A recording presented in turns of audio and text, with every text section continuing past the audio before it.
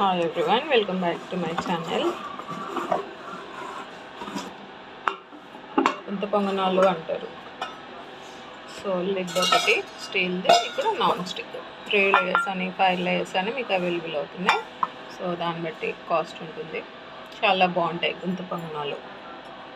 ఇలాంటివి మీరు ఇంట్లో ఉంచుకుంటే ఎప్పుడు కావాలంటే అప్పుడు మార్నింగ్ కానీ నైట్ టిఫిన్ కానీ ఎవరైనా గెస్ట్లు వచ్చినా మీకు మినిమం అప్పటికప్పుడు వేసి ఇవ్వడానికి చాలా బాగుంటాయి.